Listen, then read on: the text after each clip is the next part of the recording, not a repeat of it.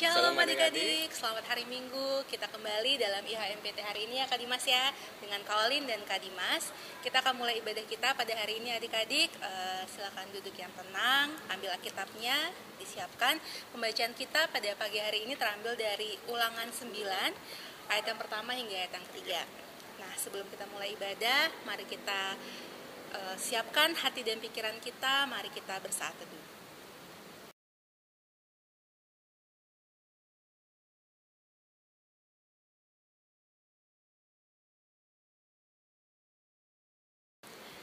Adik-adik, kita akan memuji Tuhan bersama-sama bernyanyi dari Kidung Jemaat 7, Ya Tuhan kami puji namamu yang besar.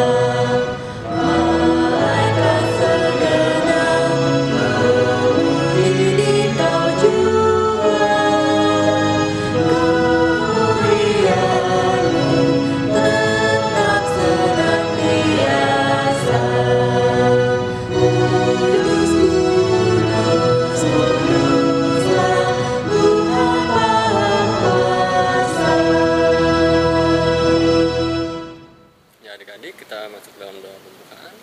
Mari kita satu dalam doa. Ya Tuhan Allah Bapa kami berterima kasih Engkau telah menyertai kami dalam istirahat malam kami, sehingga kami pada hari Minggu pagi ini bisa kembali berkumpul dan kami akan memulai ibadah IHMPT. Kiranya Kau berkati semuti kami dengan roh kudus-Mu dan menemani kami dalam ibadah ini. Haleluya, amin. Amin. Baik adik-adik, sebelum kita membaca firman Tuhan pada pagi hari ini, bersama-sama kita kembali bernyanyi dari Kidung Jemaat 46, Besarkan Nama Tuhan.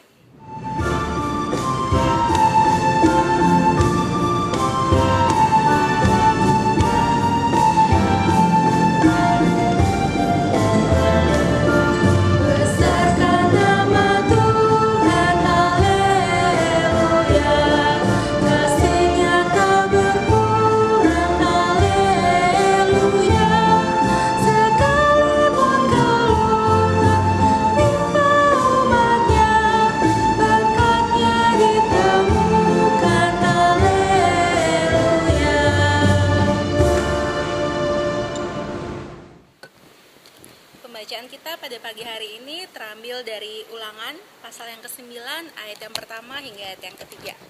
Dengarlah hai orang Israel, engkau akan menyeberangi sungai Yordan pada hari ini untuk memasuki serta menduduki daerah bangsa-bangsa yang lebih besar dan lebih kuat daripadamu, yakni kota-kota besar yang kubu-kubunya sampai ke langit. Suatu bangsa yang besar dan tinggi, orang enak yang kau kenal dan yang tentangnya kau dengar. Orang berkata, siapakah yang dapat bertahan menghadapi orang enak? Maka ketahuilah pada hari ini bahwa Tuhan Allahmu, Dialah yang berjalan di depanmu, laksana api yang menghanguskan. Dia akan memunahkan mereka, dan Dia akan menundukkan mereka di hadapanmu. Demikianlah engkau akan menghalau dan membinasakan mereka dengan segera, seperti yang dijanjikan kepadamu oleh Tuhan. Ya, demikian pembacaan firman kita pada hari ini, dan berikutnya kelas akan dibagi Dwi dengan Eka dan Eka. Disiapkan adik-adik, selamat mendengarkan firman Tuhan.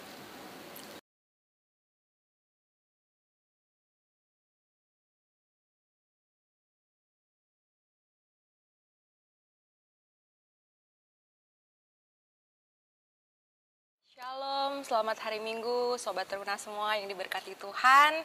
Kita bertemu lagi di dalam ibadah hari Minggu persekutuan Teruna kita, hari Minggu 2 Agustus 2020. Kita sudah memasuki bulan ke-8 ya adik-adik di tahun 2020 ini. Dan kita harus tetap bersemangat, belajar firman Tuhan, beribadah, walaupun hanya di rumah saja.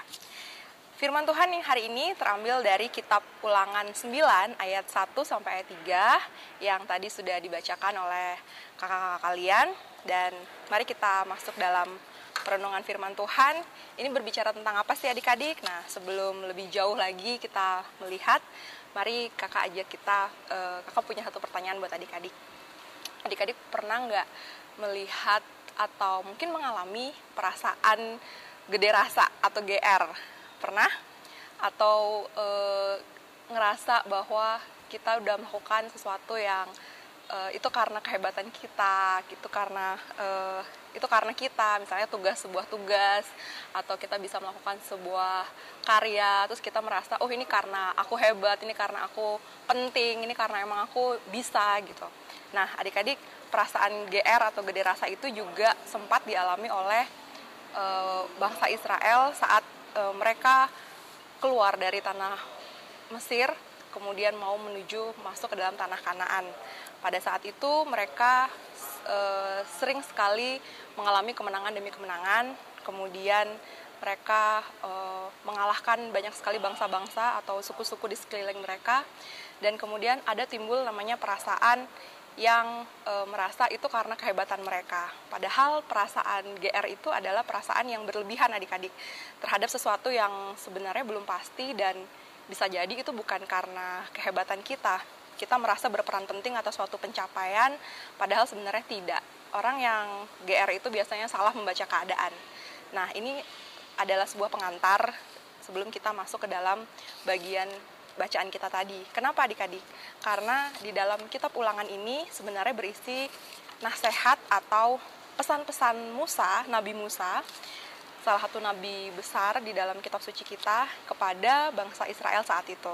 Nah, adik-adik perlu ketahui di dalam kitab Ulangan ini merupakan sebuah kitab yang mengisahkan kembali atau menuliskan kembali kisah-kisah perjalanan yang sudah dialami oleh bangsa Israel bersama Tuhan. Jadi ini adalah sebuah kesimpulan yang luar biasa dari hukum Taurat, sekaligus sebuah peringatan bahwa Musa akan mati nanti pada akhirnya adik-adik di dalam bagian kitab Ulangan ini.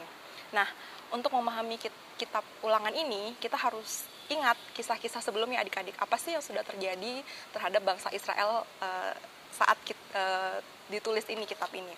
Yang pertama, bangsa Israel itu sudah dibebaskan dari perbudakan di Mesir.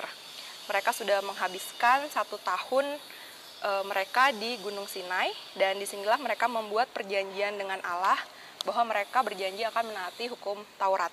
Jadi ini konteksnya mereka sudah keluar ya adik-adik dari tanah perbudakan Mesir. Yang kedua, bangsa Israel ini yang jumlahnya sangat banyak itu, mereka mengembara di padang gurun selama 40 tahun sebelum mereka sampai pada akhirnya di perbatasan Sungai Yordan yang terletak persis di sebelah tanah perjanjian yang kita tahu bersama itu adalah tanah yang sudah dijanjikan Allah kepada mereka atau kepada orang Israel. Nah, jadi ini situasinya adalah bangsa Israel sedang bersiap-siap memasuki tanah perjanjian. Nah, disinilah kitab Ulangan itu ditulis oleh Musa dan berisi pesan-pesan Musa secara khusus seperti sebuah obrolan atau nasihat dari Musa untuk generasi baru Israel yang akan menuju ke negeri yang baru ini. Jadi kitab Ulangan ini sendiri ada 3 bagian adik-adik, dibagi menjadi 3 bagian, dan pasal 9 yang kita baca ini merupakan bagian pertama dari kumpulan-kumpulan pesan-pesan terakhir Nabi Musa. Nah, adik-adik yang dikasih dalam Tuhan Yesus Kristus, khususnya di bagian pertama ini adik-adik, ini banyak sekali berisi pesan-pesan Musa yang bernada agak muram. Kenapa? Karena Musa menyoroti pemberontakan dan perlawanan Israel yang telah berlangsung selama 40 tahun perjalanan mereka ini.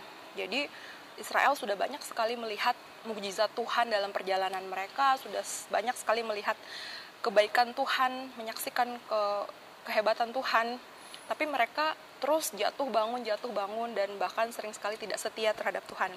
Dan Musa di sini mau mengingatkan kepada generasi yang baru yang akan masuk ke dalam tanah perjanjian, supaya mereka menjadi berbeda dari orang tua mereka, dari generasi sebelumnya yang tanda kutip meremehkan anugerah Tuhan, yang dalam arti mereka harus menanggapi anugerah Tuhan itu dengan kasih dan ketaatan.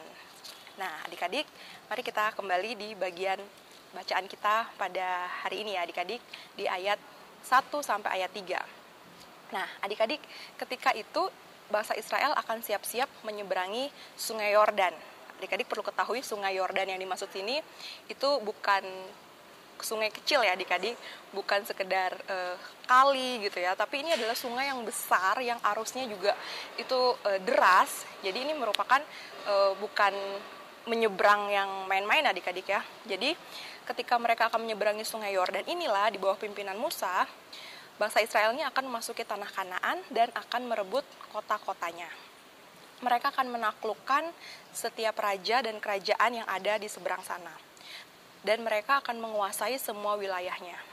Padahal, perlu adik-adik ketahui, bangsa yang hidup dan tinggal di tanah Kanaan dan di seberang Sungai Yordan itu bukan bangsa sembarangan. Mereka adalah bangsa yang hebat. Mereka bukan orang-orang yang lemah. Mereka sangat kuat, sangat besar, dan secara fisik mereka itu tidak terkalahkan gitu. Jadi keturunan orang-orang yang tinggal di sana itu cukup ditakuti pada masa itu adik-adik. Nah, orang-orang Kanaan atau orang bangsa-bangsa yang tinggal di sana itu sudah mendirikan tembok-tembok dan bangunan kokoh yang berlapis-lapis, dan sudah bisa dipastikan itu tidak mudah diruntuhkan atau tidak mudah dirobohkan. Bayangkan adik-adik, tempat yang akan dimasuki oleh orang Israel ini adalah situasinya seperti itu, berisi dengan orang-orang yang sangat besar, sangat hebat, sangat kuat, dan punya pertahanan yang berlapis-lapis. Sementara orang Israel ini sendiri yang walaupun jumlah mereka banyak, tapi mereka itu sebenarnya hanya sekumpulan bangsa yang kecil, bahkan bangsa terkecil yang tidak punya perlengkapan senjata yang mumpuni.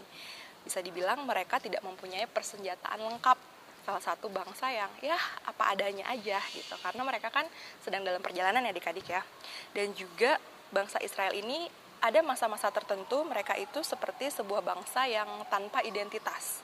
Mereka juga nggak punya wilayah, ya kan? Mereka berpindah-pindah, dan juga mereka tidak memiliki hal-hal yang selayaknya dimiliki oleh sebuah bangsa, gitu. Tetapi karena kuasa dan karena keperkasaan Tuhan sajalah, maka Israel dapat menaklukkan semua bangsa dan wilayah Kanaan dan bangsa-bangsa yang ada di seberang Sungai Yordan. Kata kuncinya adalah karena kuasa dan keperkasaan Tuhan saja. Nah, di sini sebenarnya di bagian ini kita bacaannya 1-3 adik-adik ya, tapi sebenarnya satu perikop itu dia sampai ayatnya yang ke-6. Kalau adik-adik habis ini baca di rumah ya, satu bagian perikop itu yang berjudul orang Israel diperingatkan supaya jangan membanggakan jasanya, itu sampai ayat 6 kita bisa melihat dengan jelas kenyataan bahwa sebenarnya bangsa Israel itu bisa menang terhadap lawannya tadi itu bukan karena mereka hebat, bukan karena mereka itu pintar atau cerdik, tapi semata-mata yang pertama karena memang Tuhan setia dan berpegang teguh terhadap janjinya. Tuhan sudah berjanji adik-adik kepada nenek moyang Israel untuk menyelamatkan mereka dan menjadikan mereka bangsa pilihan. Tapi bukan cuman itu, bukan cuman karena Allah itu memenuhi janjinya. Tapi yang kedua, kenapa bangsa Israel itu bisa menang terhadap bangsa-bangsa yang lebih kuat itu, yaitu karena Allah itu menghalau bangsa-bangsa Kanaan itu karena kejahatan mereka di hadapan Tuhan. Karena itu Israel sama sekali tidak layak untuk membanggakan diri atas jasa-jasa atau merasa hebat atas kehebatan mereka sendiri. Jadi itu adik-adik, sebenarnya apa yang dialami oleh bangsa Israel saat itu perlu menjadi perenungan kita secara khusus adik-adik. Sekarang kita hidup di negara Indonesia yang sudah merdeka, yang sudah kita bisa hidup tenang ya adik-adik ya, walaupun kita sekarang dalam suasana pandemi ya, tapi kita tidak sampai benar-benar krisis dan kita tidak hidup dalam penjajahan bangsa lain. Tapi adik-adik ingat 70-an tahun yang lalu kita sempat dijajah, dan itu dijajah oleh bangsa-bangsa lain itu dalam waktu yang lama, beratus-ratus tahun, dan mereka adalah bangsa-bangsa juga yang lebih hebat, lebih kuat, dengan perlengkapan senjata yang lebih hebat. Tapi kemudian Tuhan memberikan anugerah kemerdekaan itu untuk bangsa Indonesia, bukan karena orang Indonesia itu hebat-hebat gitu, pintar-pintar, bukan karena itu adik-adik. Tapi seperti yang tertulis di dalam pembukaan Undang-Undang Dasar 45 kita, kakak bacakan ya, segaris dikit aja. Atas berkat rahmat Allah yang Maha Kuasa. Baru kemudian ditambahkan, dan dengan didorongkan oleh keinginan luhur. Jadi yang pertama adalah bangsa Indonesia itu harus mensyukuri bahwa kemerdekaan ini kita bisa hidup layak seperti sekarang itu karena berkat rahmat Allah yang Maha Kuasa, adik-adik. Dan itu sudah disadari oleh para pendiri bangsa kita ini sejak kemerdekaan. Jadi tidak ada yang bisa kita lakukan selain bersyukur, selain kita menerima dan mengisi kemerdekaan ini. Kenapa kok jadi larinya ke bangsa dan negara, adik-adik? Ya karena kita udah masuk ke bulan Agustus, adik-adik ya. Sebentar lagi kita akan merayakan kemerdekaan RI tanggal 17 nanti. Jadi jangan cuman pada saat 17 Agustus aja kita mensyukuri gitu ya. Tapi setiap saatnya kita selipkan dalam doa kita juga perlu bersyukur. Apa sih yang bisa saya berikan sebagai seorang remaja, sebagai seorang anak muda bagi bangsa kita ini, adik-adik? Yang pasti, yang pertama adalah melakukan bagian kita. Adik-adik seorang pelajar, ya tugasnya berarti harus belajar. Belajar itu bukan cuma untuk diri kita sendiri, adik-adik, tapi juga untuk keluarga kita, bahkan untuk bangsa kita ini, adik-adik. Kemudian yang kedua, kita harus berdoa. Dengan berdoa, itu kita menunjukkan kasih kita kepada bangsa ini. Kita sudah terlebih dahulu dikasih oleh Tuhan, adik-adik. Maka seharusnya kita membagikan kasih Tuhan yang sudah kita terima itu kepada sesama kita. Salah satunya dengan berdoa bagi bangsa ini, mengasihi saudara-saudara sebangsa kita, walaupun kita berbeda agama, berbeda suku, tapi kasih itu harus tetap dinyatakan, harus tetap ditujukan, adik-adik. Nah, kalau bangsa Israel yang kecil dan lemah tadi itu, karena anugerah Tuhan mereka bisa menang, maka dengan anugerah Tuhan juga, dengan pertolongan Tuhan pun, kita yang merasa kecil, kita merasa lemah, kita pun bisa menang, adik-adik. Menang atas apa, adik-adik? Menang atas egois, menang atas rasa kita yang paling hebat sendiri, suku kita yang paling pintar, kita merasa kita dengan latar belakang kita yang paling hebat. Enggak, kita harus menang bahwa menang dalam persatuan, menang dalam kasih. Ya, jadi kita harus menaati siapa, adik-adik? Jangan menaati bangsa Israel ya, karena pada akhirnya di ayat ke-6 itu nanti adik-adik bisa baca dikatakan bahwa orang Israel itu tegar tengkuk, adik-adik. Yang kita harus teladani adalah teladan Tuhan kita Yesus Kristus ya, karena Tuhan Yesus itu dalam mengambil rupa seorang hamba dan menjadi taat, bahkan taat sampai mati di kayu salib. Karena apa? Karena Kristus itu mengasihi Tuhan dan dia taat karena dia mengasihi Tuhan dan mau melakukan kehendak Tuhan. Demikian juga kita, adik-adik, bukti bahwa kita mengasihi Tuhan. Mari kita mempersiapkan diri kita supaya kelak ketika waktunya tiba, Tuhan bisa memakai kita menjadi berkat bagi bangsa ini. Kita bisa menjadi berkat untuk membangun bangsa kita ini. Seperti judul IHMPT kita hari ini, mengasihi Tuhan dan membangun bangsa. Kiranya setiap teruna, apapun kondisi adik-adik saat ini, ambil waktu, kalian berdoa, tanya sama Tuhan, minta sama Tuhan, supaya di masa-masa seperti ini, kalian belajar sungguh-sungguh, kalian dipersiapkan untuk bisa menjadi berkat bagi masa depan kalian. Tuhan memberkati dan menguatkan kita. Amin. Ya, untuk merespon firman Tuhan yang baru saja kita resapi, kita akan menyanyi dari Kidung Jemaat 434, Allah adalah kasih dan sumber kasih.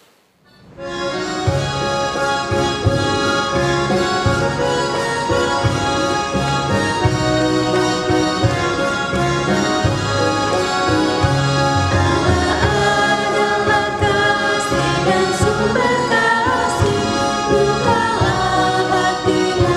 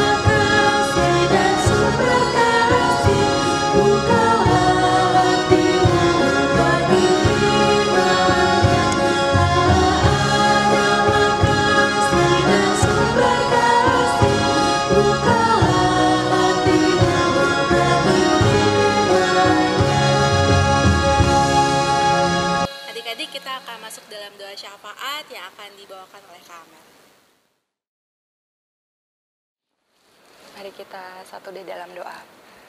Bapa dalam surga, kami mau mengucap syukur untuk kasih setia Tuhan di dalam kehidupan kami. Bahkan kami masih boleh beribadah bersama-sama dengan teman-teman teruna kami yang lain di rumah masing-masing. Terima kasih Tuhan untuk firman yang sudah kami dengar. Kami mohon Tuhan menolong kami agar kami bisa melakukan firman Tuhan yang sudah kami dengar itu. Kami boleh belajar dari kasih Tuhan yang dialami dan dirasakan oleh bangsa Israel saat itu, dan biarlah kami tidak seperti orang Israel yang tegar tengkuk Tuhan, tapi kami boleh meresponi kasih Tuhan dengan menjadi anak-anak Tuhan yang mengasihi Tuhan dan mengasihi sesama kami. Dan Tuhan, tolonglah kami Tuhan agar kami bisa melakukan setiap firman yang sudah kami dengar itu. Kami juga berdoa untuk gereja kami Tuhan, di mana-mana tempat GPIB berada, biarlah bisa menjadi berkat bagi setiap jemaat maupun orang-orang yang belum mengenal Tuhan. Secara khusus kami berdoa untuk gereja kami GPIB Maranatha dan Pasar ini ya Tuhan. Kiranya Tuhan memakai setiap pelayan-Mu yang ada di sini Tuhan, apapun setiap bagian-bagian yang ada. Dan juga berkatilah Ibu Pendeta Ivon sebagai KMJ kami dan juga gembala kami di gereja ini Tuhan. Berilah hikmat kebijaksanaan agar bisa mengayomi setiap jemaat yang ada dan juga setiap orang-orang yang mengambil bagian dalam pelayanan di sini, bisa menjadi berkat juga bagi setiap orang yang ada di tengah-tengah persekutuan kami ini Tuhan. Kami berdoa juga untuk bangsa dan negara kami ini Tuhan.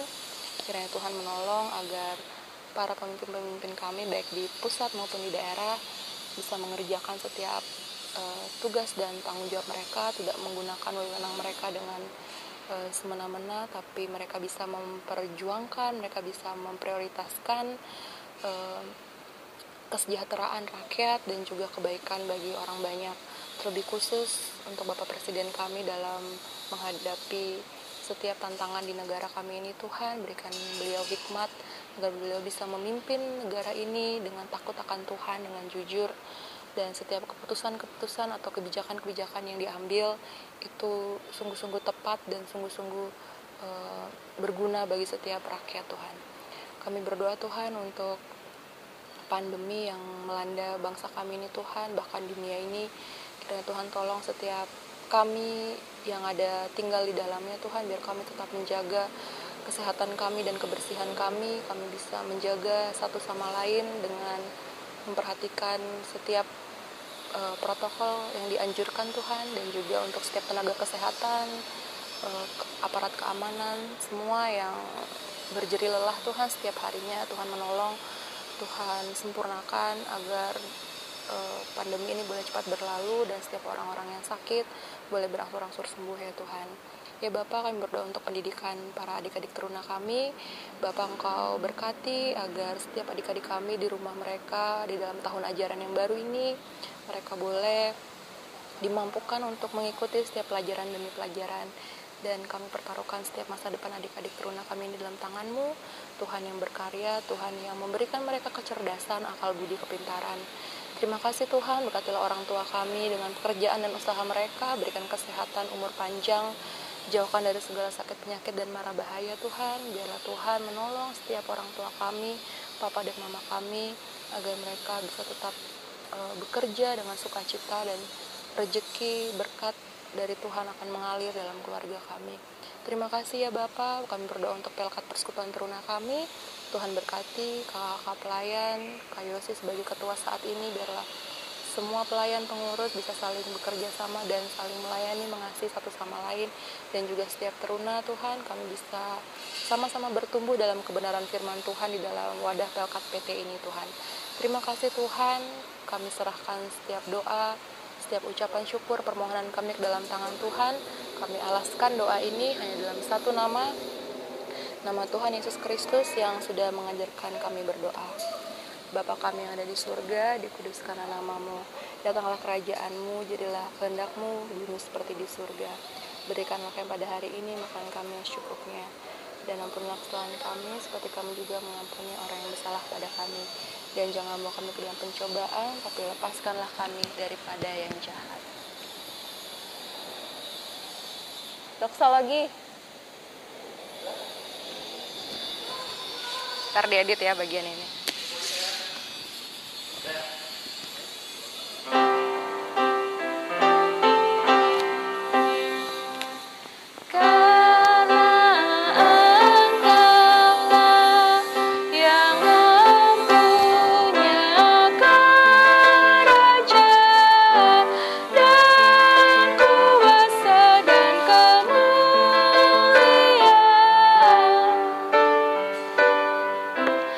Sampai selama-lamanya.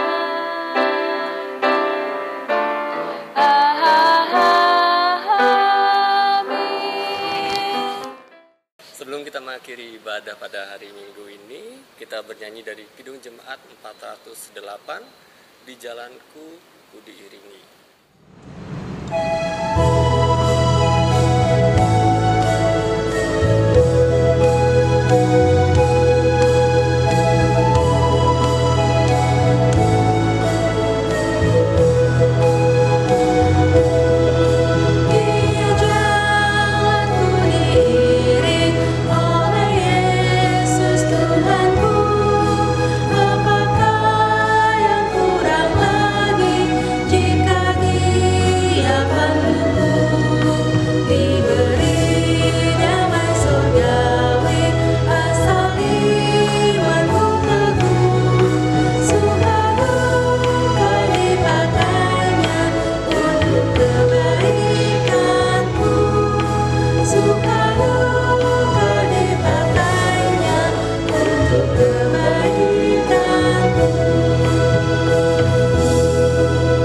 Baik adik-adik, kita sekarang akan masuk dalam pengutusan dan berkat. Mari kita satu dalam doa. Tuhan Yesus Kristus, terima kasih ya Bapa untuk segala penyertaan-Mu. Engkau telah memimpin ibadah kami ini dari awal hingga berakhirnya. Ibadah kami boleh jadi hanya dalam tangan pengasihan-Mu saja ya Bapa. Berkatilah kakak layan dan adik-adik layan dimanapun kami berada Tuhan, selalu dalam lindungan tangan pengasihan-Mu. Kiranya Kau selalu menyertai kami ya Bapa. Adik-adik, mari kita mengarahkan hati dan pikiran kepada Tuhan, serta terimalah berkat-Nya. Ya, Tuhan memberkati engkau dan melindungi engkau. Tuhan menyinari engkau dengan wajah-Nya dan memberi engkau kasih karunia. Tuhan menghadapkan wajah-Nya kepadamu dan memberi engkau damai sejahtera. Amin.